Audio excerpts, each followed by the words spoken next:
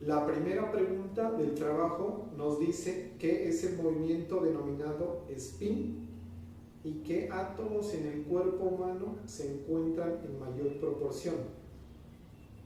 Y con lo anteriormente dicho, la respuesta a esta pregunta es aquel en donde los protones giran en su propio eje, generando así un pequeño campo magnético.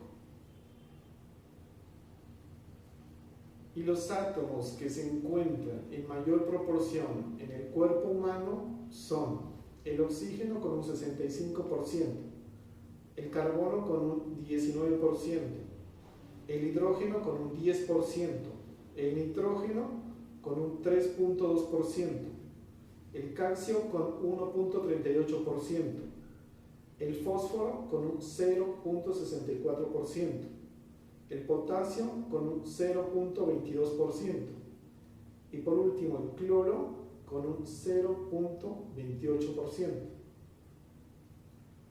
Para la segunda pregunta nos dice qué es el movimiento de precesión.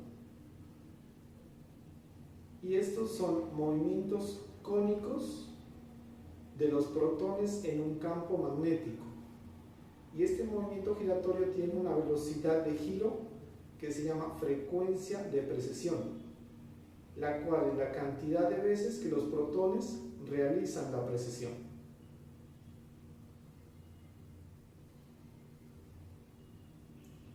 Y para la tercera pregunta nos dice qué es la magnetización longitudinal.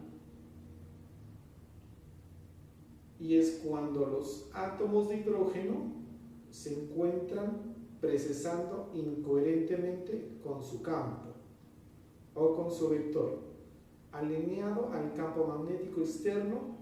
Entonces es allí cuando aplicamos ondas de radiofrecuencia y se produce la rotación de magnetización tanto a 90 grados como a 180 grados.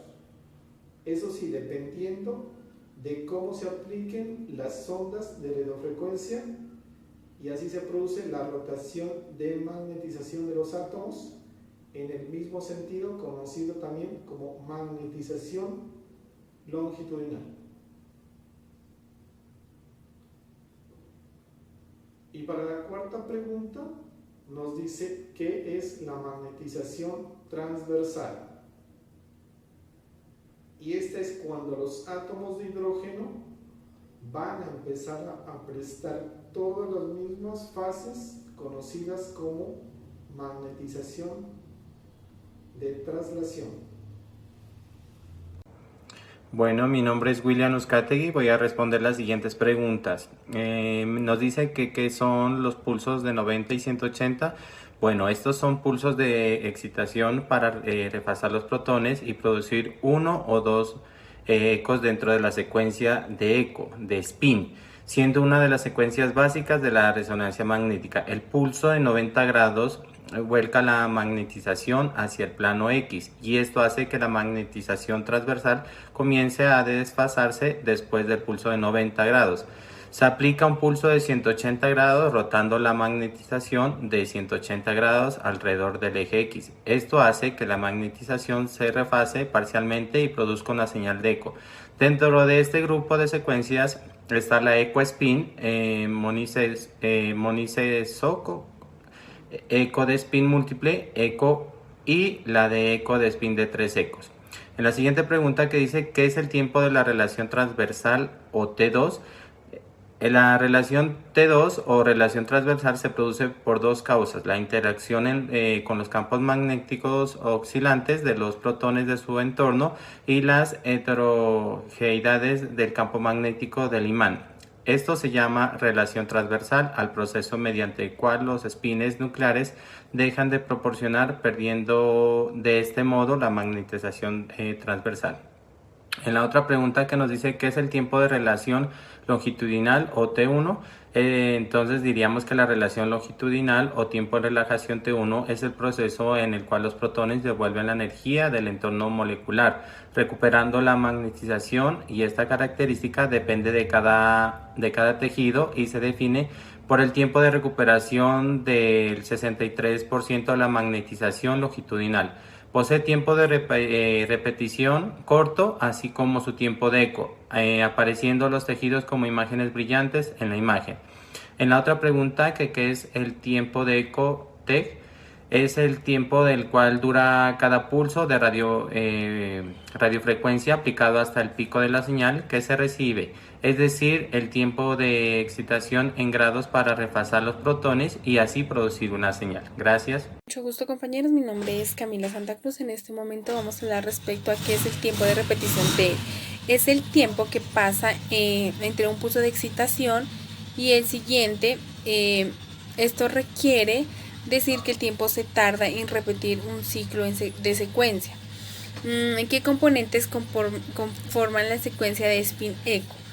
Una secuencia de spin eco consta del pulso del 90% y un pulso de 180%.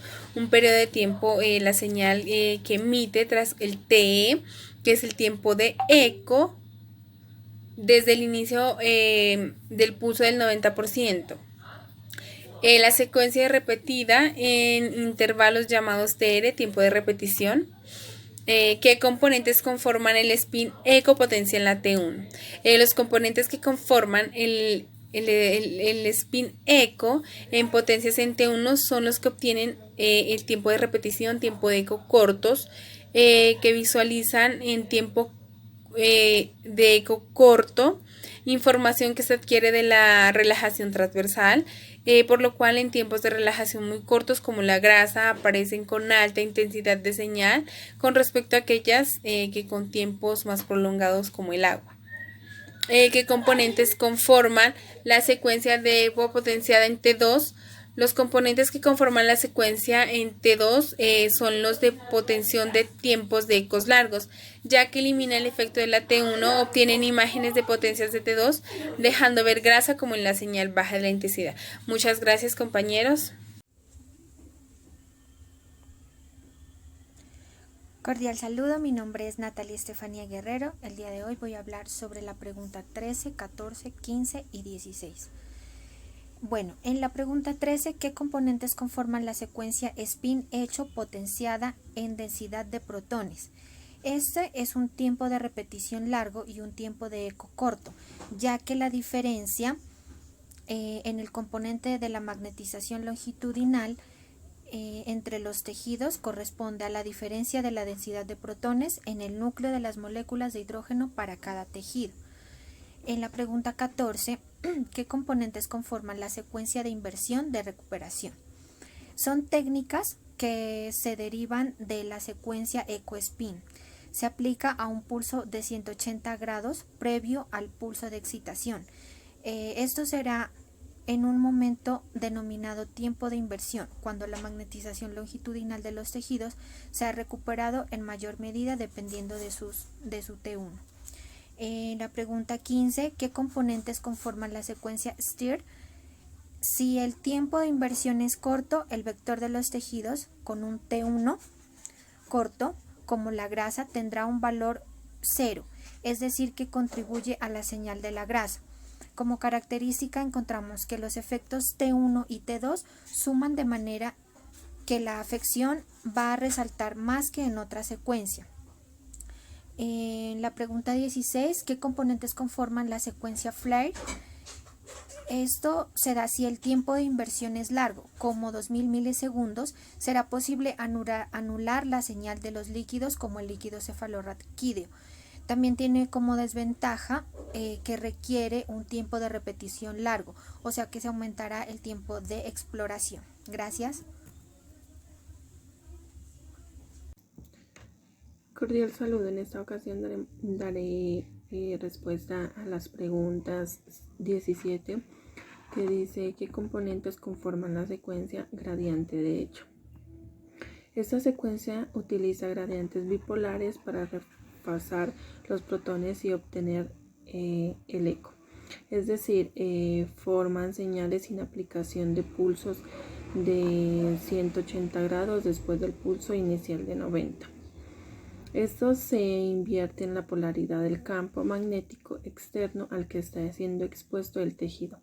Esta técnica se inicia con un pulso similar al usado en la secuencia de spin hecho, pero con menor duración, haciendo que la orientación de los campos magnéticos en los átomos en precisión sean modificados en un ángulo menor de 90 grados. La pregunta 18 dice: ¿cuál es la función de los medios de contraste en resonancia magnética? Su función es mejorar el contraste en las imágenes, aportando información sobre el estudio a realizarse o sobre la descripción diagnóstica. De igual forma, favorece la relajación energética de los núcleos de hidrógeno y disimulará en T1. También aumenta el asincronismo en la relajación de los núcleos de hidrógeno y aumenta en T2. La 19 pregunta dice: ¿de qué material está hecha la jaula de Faraday y cuál es su función principal? Esta jaula es un contenedor recubierto por materiales conductores de electricidad, tales como planchas o mallas metálicas, que funcionan como un blindaje contra los efectos de un campo eléctrico proveniente del exterior. Su función consiste en un envase conformado por un material conductor, como el caso de una malla de alambre o varias planchas de metal, lo que hace que la concentración de los campos electrostáticos lo genere y no se produzcan intercambios de cargas eléctricas, sirviendo de protección y blindaje. La última pregunta dice: define qué es una antena en resonancia magnética y qué tipos de antenas existen. La radiofrecuencia se transmite al paciente a través de antenas de emisión. Estas antenas de resonancia magnética se utilizan para recibir la señal de resonancia magnética de los tejidos. Es importante elegir la antena adecuada para cada tipo de estudio, y así su posición en la región anatómica. Los tipos de antenas que existen son antena de superficie, antenas de volumen, antena lineales, antenas de cuadratura, antenas multielementales. Gracias.